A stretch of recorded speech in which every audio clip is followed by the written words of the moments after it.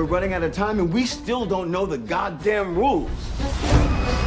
There is no way to fight back against those things. Everything we've done, every sacrifice we've made, none of us are going anywhere. So Sophia needed one last thing from father, his tooth. That raises a lot of questions. I'm assuming this isn't the first time the man in yellow has pulled teeth from the dead. Like most horror tropes, this feels like something they keep as a collection, almost like trophies.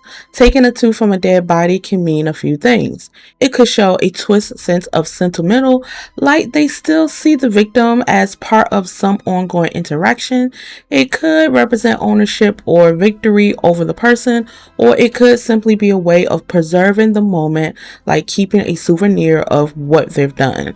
Either way, it reinforced just how disturbing and detached they really are. And on top of that, Sophia wants to move in with Sara. From writers, what are we doing? Leave Sara alone, okay? I like Sara. She is one of my favorite characters, and I don't want anything happening to her. And we know that is definitely not for the reason Sophia told Kenny. What if Sophia is actually the one who put these voices in Sara's head? When I rewatched Season 4, Episode 1, I've noticed that Sophia was able to wake father up from his coma. That alone suggests she has ability we still don't understand. But what if it goes even further than that? What if Sophia can put voices or thoughts into people's minds? Think about it. Abby back in Season 1, Episode 8, when she started killing people, she kept saying that none of it was real. That the town was just a nightmare, and the only way to go home was to wake everyone up. But what if those weren't really Abby's thoughts? What if the man in yellow was putting those ideas in her mind the entire time? Because at that point, the town was starting to rebuild, people were finding resources, Boyd had discovered the talismans. For the first time in a long time, people were starting to have hope again. And that's when the town pushes back. That will completely change everything if the man in yellow is the person that did it. That means that he is capable, but also have more abilities than we expected. And when Kenny tells Sophia about the 2-car accident, she pretends to be shocked. She even starts stirring tension with Julie. Sophia knows exactly what she's doing. In my opinion, her goal is to create a division, to turn the townspeople against each other and watch everything fall apart. I want to talk about the crows and the look on Sophia's face. She looks both shocked and a little bit upset, and that reaction feels important. Crows are often seen as symbols of the soul, transformation, and the connection between life and the afterlife. In many cultures, they are considered omens of death or mystery, sometimes even messengers between worlds. Their presence can signal that something spiritual is happening, that a soul is being guided, or that shift is about to occur. They always represent intelligence, intuition, and communication from the spirit realm, almost like a bridge between the physical world and something beyond it. But at the same time, crows can be warnings that something bad is coming or may have already happened. And we've seen that pattern before, like when Victor sees the man in yellow and the crow appears right after.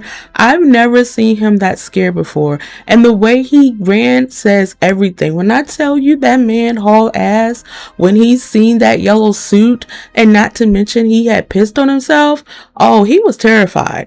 Victor knows who the man in yellow really is, but here's the real question. Could seeing him again unlock suppressed memories from his childhood? If that happens, Victor might finally be able to tell Henry, Jade, or even Ethan what the man in yellow is capable of, or who he really is. The problem is Victor struggles with memory.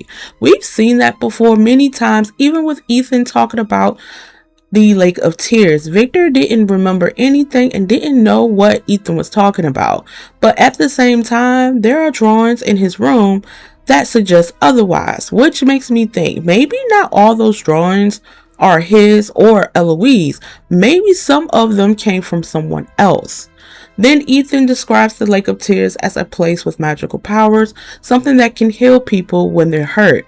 Like I said before, I believe the Lake of Tears is located in the caves, just like the Unkui kids are buried beneath the faraway tree, not in the lighthouse. But that's a deeper conversation for another time. Now, could the Lake of Tears bring Jim back? Maybe. But if that's the case, then logically everyone who has died should be able to come back, not just him. And if you pay attention, the leaves on the trees are changing again, which suggests the trees are moving even further. Just like Victor explained back in season 1, episode 4, when he told Ethan that the trees don't stay in one place. Now, I talked about the faraway tree before on my channel, especially in season 1 and how they're connected to Norse mythology, specifically the idea of the world tree. So, here is a theory. What if those dates in the lighthouse aren't just marking events, but moments when the town resets, moments where a new group of people is pulled in from another world?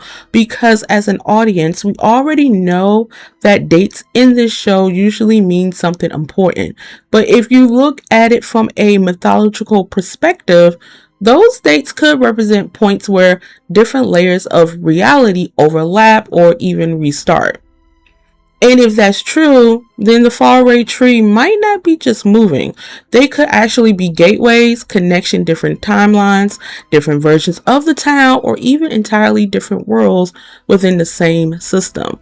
We've already seen this town go through different seasons. Summer, maybe spring, fall, and even winter.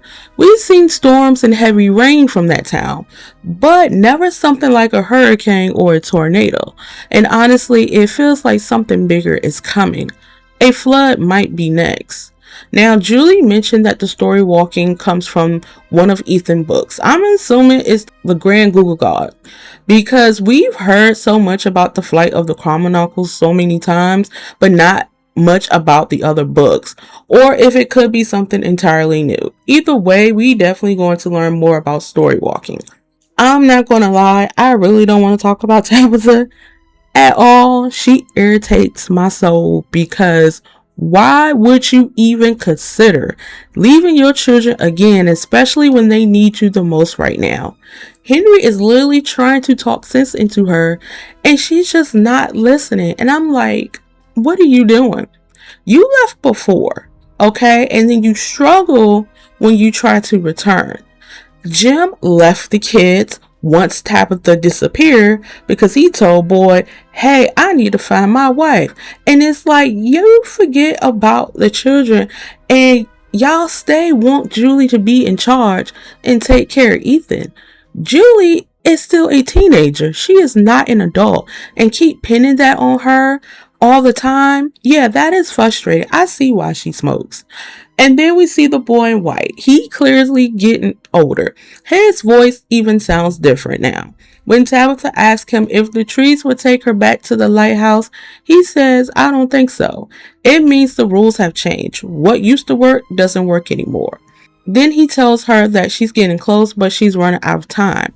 That suggests she's close to some kind of breakthrough, likely connected to what she discovered last season, but it also means something bad is coming. And honestly, it takes me right back to the massacre. What if this time the monsters don't wait for night? What if they come during the day with the man in yellow? Because like I said before, I don't think those slow walkers are limited at all. I think they choose to move slow, like I said before in my last video, and I think they choose not to enter the homes. Just like the talismans, I don't think they actually stop anything. I think those townspeople just believe they do, and that belief is what keeps the system going. Now, Jay found mushrooms, which is interesting because earlier in the episode, he mentioned he needed something like acid or LSD. That connects back to when Miranda starts seeing things after taking substance with Henry. So, in the next episode, I wouldn't be surprised if Jay take those mushrooms to unlock his memories. That could explain why we see him surrounded by monsters and even a younger version of himself. That might be the moment where everything starts to make sense, and I cannot wait what he discovers and what will happen. I just hope Tabitha actually brings something useful next time. I'm tired of her going in circles. We need real progress, okay? I'm tired of her saying she don't want to talk about it. I'm just kind of over it with her. I also hope Victor finally tells Henry who the man in yellow really is. And most importantly, let's hope Ethan finds the Lake of Tears, because I am dying to know what the Lake of Tears is and what it stands for, and will he see Jim again? And that's everything I've got for this episode. Let me know your theories down in the comments. I really want to hear what you think. I appreciate every single one of you of liking and subscribing and also commenting on my last video. I did not expect that at all. I've tried to read all of you guys' theories, and it really means a lot that you guys are really watching this video. And if you want to support the channel even more, make sure you check out the membership and become an innkeeper. I see you in the next one.